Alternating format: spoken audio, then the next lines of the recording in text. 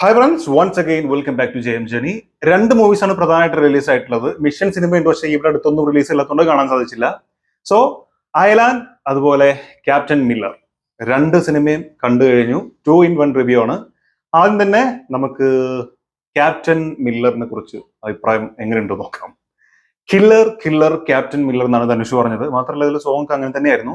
Anyway first ഒരു മുക്കാൽ മണിക്കൂർ നേരത്തേക്ക് വലിയ കുഴപ്പമില്ലാണ്ട് ഇങ്ങനെ പോയ സിനിമ പിന്നീട് എവിടേക്കോ കുറച്ച് ലാഗ് ഫീൽ ചെയ്ത പോലെ തോന്നി. അതായത് എങ്ങനെയുണ്ട് ചോദിച്ചു കഴിഞ്ഞാൽ ഒരു വലിയ സ്കെയിലിലുള്ള ഒരു വലിയ ബിഗ് ബഡ്ജറ്റ് ഫിലിമിന് വേണ്ട എല്ലാ ചേരുവകളും ചേർന്നുള്ള സിനിമയാണ്. അതിന്റെ ഫ്രെയിംസ് ആവട്ടെ, അതിലെ ചില ഷോട്ടുകളുടെ ഭംഗിയാവട്ടെ, ഒരു വൈഡ് ഷോട്ടൊക്കെ എന്ന് പറയുമ്പോൾ അതിന്റെ ഉള്ളിലുള്ള ആർട്ട് വർക്കും അതിലുള്ള ആളുകളെ കണ്ടു കഴിഞ്ഞാൽ നമ്മൾ ശരിക്കും ഞെട്ടിപ്പോകും. അത്രമാത്രം ഗംഭീരമായിട്ടുള്ള ഷോട്ടുകളാണ് അതിലുള്ള ഉപയോഗിച്ചിരിക്കുന്ന ഓരോ എക്യുപ്മെന്റ്സ് ആണെങ്കിലും. ഇപ്പോ യുദ്ധത്തിന് ഉപയോഗിക്കുന്ന വണ്ടികൾ, ബ്രിട്ടീഷുകാരുടെ മറ്റ് എക്യുപ്മെന്റ്സ്, തോക്ക്, ബോംബ് പൊട്ടുന്ന എക്സ്പ്ലോഷൻസ് ഒക്കെ ഭയങ്കരമായിട്ട് നമുക്ക് ആ ഒരു സ്കെയില് ഭയങ്കരമായിട്ട് മനസ്സിലാവുന്നുണ്ട്. അതുപോലെ BGM തുടക്കം മുതൽ അവസാനം വരെ BGM ഇങ്ങനെ കേറി നിൽക്കുകയാണ്. അതൊക്കെ സംഭവം ഉണ്ടെങ്കിൽ പോലും എന്തോ ഒരു സംതൃപ്തി ഇല്ലായ്മ ഫിലിമിലുടനീളം ഉണ്ടായിരുന്നു. അതായത് ഈ പറഞ്ഞ പോലെ ആദ്യത്തെ ഒരു അരമണിക്കൂർ വലിയ കുഴപ്പമില്ലാണ്ട് അങ്ങനെ പോയി കഴിഞ്ഞാൽ പിന്നെ നമുക്ക് ആ തുടക്കത്തിൽ കിട്ടിയ ഫീൽ എന്താണോ ആ ഫീൽ തന്നെയാണ് സിനിമ അവസാനിക്കുന്നത് വരെ ഒരേ ഫീൽ. പ്രത്യേകിച്ച് ഒരു ഗൂസ്ബം മൊമെന്റ്സോ അല്ലെങ്കിൽ അങ്ങനത്തെ ഒരു സാധനമൊന്നും നമുക്ക് കിട്ടാത്ത രീതിയിൽ, അല്ലെങ്കിൽ നമ്മുടെ ഫീലിങ്സിനോട് അങ്ങോട്ടും ഇങ്ങോട്ടും ഒരു ചേഞ്ച് വരുന്നില്ല. ഇമോഷൻസ് ആണെങ്കിലും ഒരു പരിധി വിട്ടത് നമ്മുടെ ഉള്ളിലേക്ക് വരാത്ത പോലെ, അങ്ങനെ എന്തോ ഒരു ഇൻകംപ്ലീറ്റ്നെസ് ഭയങ്കരമായിട്ട് ഫീൽ ചെയ്തിട്ടുണ്ടായിരുന്നു. അതൊഴിച്ചു നിർത്തിയാൽ ആ ഒരു ഫീലിംഗിന്റെ ആ ഒരു ചെറിയൊരു പ്രശ്നം ഒഴിച്ചു നിർത്തിയാൽ ഇതൊരു ഗംഭീര സിനിമയാണെന്ന് പറയേണ്ടി വരും. കാരണം നേരത്തെ പറഞ്ഞ പോലെ തന്നെ സ്കെയിൽ അത്രമാത്രം വലുതാണ്. അത് ഓരോ ഫ്രെയിമിലും നമുക്ക് മനസ്സിലാക്കി തരുന്നുണ്ട്. പിന്നെ ഇതിലുണ്ടായിരുന്ന മറ്റൊരു പ്രോബ്ലം, ആക്ച്വലി ഇതൊരു പോസിറ്റീവ് ആണ്, അതേപോലെ നെഗറ്റീവ് ആണ്. അതായത് GV പ്രകാശിന്റെ മ്യൂസിക്. ആ മ്യൂസിക് എന്ന് പറയുന്നത് ഞാൻ പറഞ്ഞ പോലെ തുടക്കം മുതൽ അവസാനം വരെ അതിലിങ്ങനെ ഇരിക്കണം നമ്മൾ. ആ ഒരു മ്യൂസിക് അത്രമാത്രം ആ റേഞ്ച് എല്ലാത്തിനേക്കാളും, മറ്റ് ആക്ടിങ്ങിനേക്കാളും എല്ലാത്തിനേക്കാളും മുകളിൽ മ്യൂസിക് കയറി നിൽക്കുന്ന പോലെ എനിക്ക് പേഴ്സണലി ഫീൽ ചെയ്തു. പക്ഷെ എന്താ പ്രശ്നം വെച്ചാൽ, അയ്യോ എന്റെ തല പെരുക്കുന്നു എന്ന് നമ്മൾ പറയില്ലേ, ആ രീതിയിലായി പോയി അവസാനമായപ്പോഴേക്കും. എല്ലാം കൂടെ അങ്ങോട്ട് തലയിൽ കയറിയിട്ടേ വല്ലാത്തൊരു, ചില സമയങ്ങൾക്ക് ഇത് ഇറിറ്റേഷൻ ആയിട്ട് വരെ ഫീൽ ചെയ്ത് തുടങ്ങി എന്നുള്ളതാണ്. അത് എന്റെ മാത്രം പേഴ്സണൽ ഒപ്പീനിയൻ ആണ് കേട്ടോ. പെർഫോമൻസിലേക്ക് വരുമ്പോൾ എടുത്തു പറയേണ്ടത് തീർച്ചയായിട്ടും ധനുഷിന്റെ പെർഫോമൻസ് ആണ്. ഒരു രക്ഷയില്ല. എല്ലാ സിനിമയും പോലെ തന്നെ പുള്ളി ഒരു അഴിഞ്ഞാട്ടം തന്നെയാണ്. ഇതിൽ ഇമോഷനൊക്കെ ക്യാരി ചെയ്തിട്ടുള്ള ചില സ്ഥലങ്ങളിൽ കണ്ണു നിറയുന്നതാണെങ്കിലും ആ ഇമോഷൻ വരുന്നൊക്കെ ഭയങ്കരമായിട്ട് അദ്ദേഹത്തിന്റെ ഫേസിൽ ഭയങ്കരമായിട്ട് അത് പ്രതിഫലിച്ച് നമുക്ക് കാണാൻ സാധിക്കും.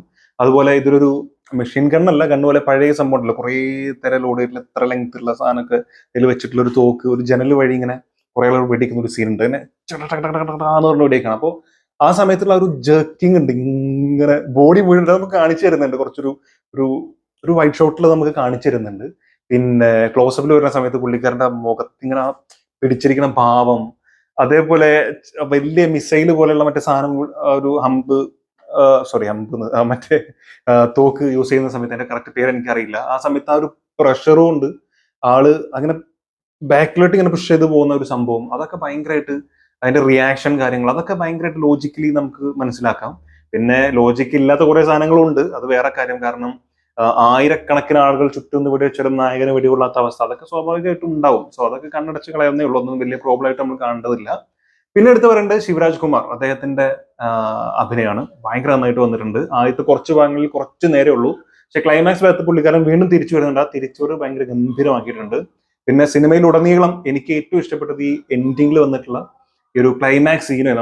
അത് ഭയങ്കരമായിട്ട് ചെയ്തു വെച്ചിട്ടുണ്ട്. ഈ സിനിമയുടെ മൊത്തം ഫീല് ഏകദേശം നമുക്ക് കിട്ടിയിട്ടുള്ളത് ഈ ഒരു ക്ലൈമാക്സിലാണ്. അത് ഭയങ്കര രസമായിട്ട് തോന്നി. ഇനി എന്ത് സംഭവിക്കും എന്നുള്ളൊരു ഫീൽ കൊണ്ടുവരാൻ സാധിച്ചിട്ടുണ്ട്. അത് നന്നായിട്ട് തോന്നി. പിന്നെ അഭിനയിച്ചിട്ടുള്ള ഒട്ടുമിക്ക ആളുകളും നന്നായിട്ട് ചെയ്തിട്ടുണ്ട്. നായിക ആവട്ടെ, പിന്നെ വില്ലൻ റോൾ ചെയ്തിട്ടുള്ള ആളാവട്ടെ, വലിയ കുഴപ്പമില്ലാണ്ട് അവരൊക്കെ ചെയ്തിട്ടുണ്ട്. പക്ഷെ അങ്ങനെ എടുത്തു പറയാൻ തോന്നുന്നത് തീർച്ചയായിട്ടും ധനുഷിന്റെ പെർഫോമൻസ് തന്നെയാണ്. കാരണം പുള്ളിക്കാരൻ തന്നെയാണ് കംപ്ലീറ്റ് ഈ സിനിമ എടുത്ത് ഇങ്ങനെ മുന്നോട്ട് കൊണ്ടുപോകുന്നത്. സോ എന്നെ സംബന്ധിച്ച് ഒരു ആവറേജ് ഫിലിം, മേ ബി ഒരു എബോ ആവറേജ് ഫിലിം എന്ന് വേണമെങ്കിൽ പറയാം. ഒരു 6.5 ഔട്ട് ഓഫ് 10 കൊടുക്കാനേ എനിക്ക് തോന്നിയിട്ടുള്ളൂ. സോ നിങ്ങൾ കണ്ടിട്ടെങ്കിൽ നിങ്ങളുടെ അഭിപ്രായം എന്താ തീർച്ചയായിട്ടും മറക്കാതെ കമന്റിൽ രേഖപ്പെടുത്തുക. Second one, Ayalaan. അയലാൻ കയറുമ്പോൾ ഒരു പ്രതീക്ഷ എന്താണെന്ന് വെച്ച് കഴിഞ്ഞാൽ, ഈ ഒരു മൊത്തത്തിലുള്ള ഈ ഒരു ആരവവും തലയ്ക്ക് ഭ്രാന്ത് പിടിച്ചിരിക്കുന്ന സമയത്ത് അതങ്ങ് മാറി കുറച്ച് റിലാക്സ്ഡ് ആയിട്ട് കാണാം എന്നുള്ള ഒരു ഫീലായിരുന്നു അയലാന് വേണ്ടി കയറിയിട്ടുള്ളത്. ആദ്യത്തെ ഒരു 20 മിനിറ്റ് അത് വളരെ രസമായിട്ട് പോയിട്ടുണ്ട്. ചെറിയ ചെറിയ തമാശകളും ചെറിയ സംഭവങ്ങളൊക്കെ ആയിട്ട് ഭയങ്കര രസമായിട്ട് പോയി. മൊത്തത്തിൽ ഒറ്റടിക്ക് എങ്ങനെയുണ്ട് സിനിമ എന്ന് ചോദിച്ചു കഴിഞ്ഞാൽ, കോയി mill Gaya plus Krish plus robo അങ്ങനെയാണ് ഫീൽ ചെയ്തത്. കോയി മിൽ ഗയ പറയാൻ കാരണം ജാദു ആ ഒരു സംഭവം കുറെ സ്ഥലങ്ങളിൽ ഫീൽ ചെയ്തു. അതുപോലെ മേക്ക് എന്നല്ല പറയണത്, എൻ്റെ ഒരു ഇന്നർ കോർ ആണ് ഞാൻ പറയുന്നത്. പ്ലസ് നായകന്റെ കഴിവും ചില സാധനങ്ങളൊക്കെ കാണുമ്പോൾ കുറെ സീൻസിലൊക്കെ കൃഷിനെ നമുക്ക് ഓർമ്മ വരും. പ്ലസ് മ്യൂസിക്കിൽ എ റഹ്മാനാണ് മ്യൂസിക് ചെയ്തിട്ടുള്ളത്. അദ്ദേഹത്തിന്റെ വോയിസിൽ 2-3 സോങ് ഉണ്ട്, കേൾക്കാൻ രസമൊക്കെ ഉണ്ടായിരുന്നു. പക്ഷെ ഒരു റഹ്മാൻ ചെയ്തൊരു മ്യൂസിക്കൽ സംഭവം, ഒരു മാജിക്കൽ സാധനം അതൊന്നും എവിടെയും ഫീൽ ചെയ്തിട്ടില്ല. പ്ലസ് കുറെ സ്ഥലങ്ങളിൽ റോബോട്ട് അതായത് നമ്മുടെ എന്തിരന്റെ ചില മ്യൂസിക് എവിടേക്കോ ചെറുതായിട്ട് കണക്ട് ചെയ്ത് വരുന്ന പോലെ എനിക്ക് ഫീൽ ചെയ്തു. പക്ഷെ അതൊന്നും മോശം എന്നല്ല ഞാൻ പറയുന്നത്, അത്യാവശ്യം കണ്ട് എൻജോയ് ചെയ്തിരിക്കാൻ പറ്റുന്ന ഒരു സിനിമ തന്നെയാണ്. പിന്നെ കുട്ടികൾക്ക് കുറച്ചുകൂടെ എൻജോയ് ചെയ്യാൻ പറ്റും തോന്നുന്നു, അല്ലെങ്കിൽ ഒരു 18 അതിന്റെ ഉള്ളിൽ വരുന്ന ആളുകൾക്ക് കുറച്ചുകൂടെ എൻജോയ് ചെയ്ത് കാണാൻ പറ്റുന്നതാണ് എനിക്ക് തോന്നുന്നത്. അങ്ങനത്തെ കുറെ നല്ല രസമുള്ള ഷോട്ടുകളൊക്കെ ഉണ്ടായിരുന്നു. എന്താ പറയാ, ആ ഏലിയൻ ആയിട്ടുള്ള കുറച്ച് സീനുകൾ, അവരുടെ സ്നേഹം, അങ്ങനത്തെ കുറച്ച് സാധനങ്ങളൊക്കെ കുറച്ച് ചളിയായിട്ട് ഫീൽ ചെയ്തു. ഇതിലെ പ്രണയം, അതിലെ കുറച്ച് സംഭവങ്ങളൊക്കെ ചളിയായിട്ട് ഫീൽ ചെയ്തു. മൊത്തത്തിൽ ഒരു വൺ ടൈം വാച്ചബിൾ ആയിട്ടുള്ള മൂവിയാണ്. വെറുതെ ഒന്ന് റിലാക്സ്ഡ് ആയിട്ട് കണ്ടിരിക്കാൻ പറ്റുന്ന ഒരു സിനിമ. പിന്നെ ഇതിലും VFX ഒക്കെ വലിയ മോശമില്ലാത്ത രീതിയിൽ അവർ ചെയ്തിട്ടുണ്ട്. പിന്നെ ഫൈറ്റ് സീക്വൻസ് ഒക്കെ വലിയ കുഴപ്പമില്ലാത്ത രീതിയിൽ അതും അവർ ചെയ്യാൻ ശ്രമിച്ചിട്ടുണ്ട്. പിന്നെ ചില സ്ഥലങ്ങളിലെ ഒരു സീനും ആ ഒരു എന്താ പറയാ അതിന്റെ ഒരു മൊത്തത്തിൽ ആ ഒരു സ്ഥലങ്ങളും അതിന്റെ ഭംഗിയും അതൊക്കെ ആസ്വദിച്ച് കാണാൻ പറ്റുന്ന കുറച്ച് കളർഫുൾ ആയിട്ടുള്ള ഒരു മൂവി ആയിട്ടാണ് എനിക്ക് ഫീൽ ചെയ്തത്. സോ അതും നിങ്ങൾ കണ്ടിട്ടുണ്ടെങ്കിൽ തീർച്ചയായിട്ടും നമ്മൾ രേഖപ്പെടുത്തുക. രണ്ടിലും ഏത് ഹിറ്റാണ്, ഏത് വിജയിച്ചു എന്നൊക്കെ ചോദിച്ചു കഴിഞ്ഞാൽ എനിക്ക് രണ്ടും ഒരു ഏകദേശം ഈക്വൽ എന്നേ പറയാൻ പറ്റുള്ളൂ.